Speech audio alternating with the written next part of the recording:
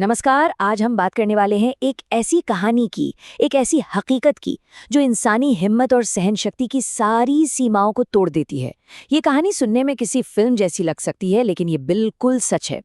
ये कहानी है नायक दिगेंद्र कुमार की। उनका नाम शौर्य और पराक्रम का आप कह सकते हैं एक दूसरा नाम है। आज हम उनकी इस अविश्वसनीय गाथा को जानेंगे कि कैसे एक इंसान अपनी जिद और हौसले से नामुमकिन को भी मुमकिन कर सकता है। नायक दिगेंद्र कुमार को एक बहुत ही खास नाम से जाना जाता था, कोबरा। पर यह सिर्फ कोई निकनेम नहीं था, इसके पीछे एक बहुत गहरी और दमदार वजह छिपी थी। देखिए, उनका ये नाम उनके किरदार को पूरी तरह से बयां करता है। बिल्कुल एक कोबरा सांप की तरह जो घायल होने पर और भी ज्यादा खतरनाक हो जाता है। नायक दिगेंद्र कुमार भी मुश्किलों और चोटों के सामने और भी फौलादी बन जाते थे। ये नाम तो उन्हें ऑपरेशन पवन के दौरान मिला था, लेकिन कारगिल के युद्ध ने इसे हमेशा हमेशा के लिए इतिहास में दर्ज कर दिया। तो चलिए चलते हैं सीधे उस जंग के मैदान में जहां उनकी एक किंवदंती लिखी गई। हम बात कर रहे हैं कारगिल युद्ध की, और खास तौर पर तोलोलिंग की उस चोटी की जहां एक ऐसी लड़ाई लड़ी गई जिसने पूरे युद्ध का रुख ही मोड़ दिया। मिशन साफ शब्दों में कहें तो बेहद मुश्किल और बहुत जरूरी था। तोलोलिंग की चोटी पर दुश्मन का वो बंकर भारतीय सेना के लिए एक बड़ा सिरदर्द बन गया था। उसे तबाह किए बिना जीत मिल ही नहीं सकती थी, और ये भारी जिम्मेदारी दिगेंद्र कुमार और उनकी टीम के कंधों पर आ पड़ी थी। जरा एक पल के लिए उस स्थिति के बारे में सोचिए। घमासान लड़ाई चल रही है, हथियार में गोलियां खत्म हो चुकी हैं और दुश्मन का कमांडर ठीक आपके सामने खड़ा है। दिगेंद्र कुमार ने इसी लम्हे का सामना किया था, पर उन्होंने हार नहीं मानी। जब दुश्मन मेजर अनवर ने अपनी बंदूक से गोलियां बरसाईं तो दिगेंद्र कुमार के शरीर में कई गोलियां लगीं, लेकिन गिरने की बजाय उन्होंने छलांग लगाई। पहले अनवर को निहत्था किया और फिर अपने खंजर से उस आमने सामने की लड़ाई को जारी रखा।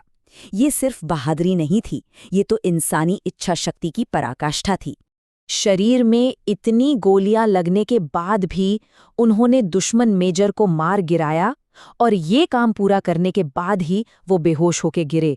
मतलब ये सहन शक्ति और हिम्मत का एक ऐसा कारनामा है जिस पर यकीन करना मुश्किल है।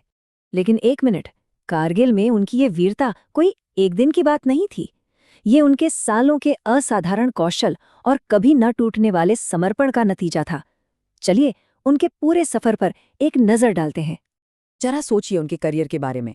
वो 2 राजपूताना राइफल्स के एक पैदल सैनिक से शुरुआत करके नेशनल सिक्योरिटी गार्ड यानी एनएसजी के एक बेहतरीन स्नाइपर बने। और यही नहीं, वो 10 पैरा एसएफ के एक ट्रेंड कॉम्बैट डाइवर भी थे। मतलब एक ही सैनिक में इतना कुछ, ये बहुत ही कम देखने को मिलता है। ये सफर ही उनकी जिद और आखिरी सांस तक लड़ने के जज्बे को दिखाता है।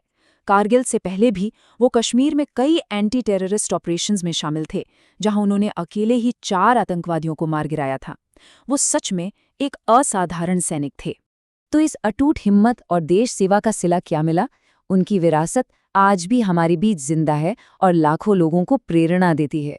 कारगिल में उनके उस असीम साहस के लिए उन्हें भारत के दूसरे सबसे बड़े सैन्य सम्मान महावीर चक्र से नवाजा गया। ये सम्मान सीधे तौर पर तोलोलिंग की चोटी पर दिखाई गई उनकी बहादुरी का नतीजा था।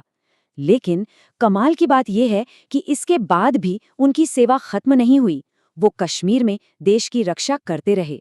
रिटायरमेंट के बाद भी जब वो गणतंत्र दिवस परेड में शामिल हुए तो उनकी मौजूदगी ही अपने आप में एक कहानी थी। उनके सीने पर सजे वो पदक और उनकी वर्दी बिना कुछ कहे ही उनके शौर्य की पूरी दास्तां सुना रही थी। और ये कहावत उनकी विरासत को बिल्कुल सही तरीके से बयां करती है। एक पुरुष का पुरुषार्थ लिखकर नहीं बताया जा सकता। वो जहां खड़ा होता है उसकी आभा ही बता देती है कि वीर योद्धा कैसे होते हैं। मतलब उनका असली पराक्रम शब्दों में बांधा ही नहीं जा सकता। उनकी मौजूदगी ही एक सच्चे योद्धा की पहचान है। और आखिर में ये कहानी हमें एक बहुत जरूरी सवाल पर लाकर छोड़ देती है। किसी नायक का असली माप क्या होता है?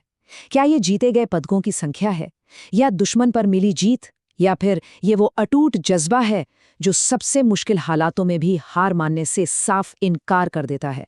दिगेंद्र कुमार की कहानी हमें इन सवालों पर गहराई से सोचने के लिए मजबूर करती है।